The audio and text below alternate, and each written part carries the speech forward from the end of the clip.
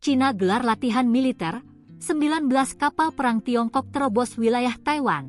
Intimidasi. Militer Cina dilaporkan tengah menggelar latihan militer besar-besaran di dekat wilayah Taiwan pada Selasa, 1 April 2025. Hal tersebut dikonfirmasi langsung oleh juru bicara Komando Teater Timur, Tentara Pembebasan Rakyat, PLA, Cina, Xi. Dalam keterangan resmi yang dikutip via Tribun News, latihan digelar dengan mengerahkan sejumlah pasukan gabungan mulai dari militer darat, laut, dan udara di dekat wilayah Taiwan. Adapun latihan militer ini bertujuan untuk mengirimkan peringatan keras kepada Lai Ching-te, Presiden Taiwan, agar Taipei tidak mencari kemerdekaan formal.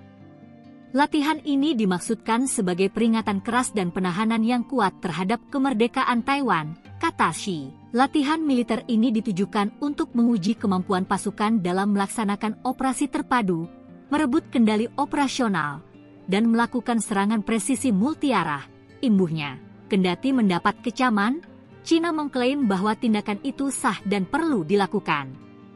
Mereka berdalih latihan militer terbesar di awal 2025 ini perlu digelar demi menjaga kedaulatan dan persatuan Cina. Sementara itu, Kementerian Pertahanan Taiwan mengatakan kelompok 19 kapal perang dan kapal induk Shandong milik Cina telah memasuki zona identifikasi udara wilayahnya. Sebagai tanggapan, Taiwan mengaku telah mengirimkan pesawat dan kapal militer serta mengaktifkan sistem rudal berbasis darat. Sementara Menteri Pertahanan Taiwan Wellington Ko menyebutkan bahwa langkah ini memberikan sebuah bukti bahwa Cina memang tak peduli terhadap stabilitas regional.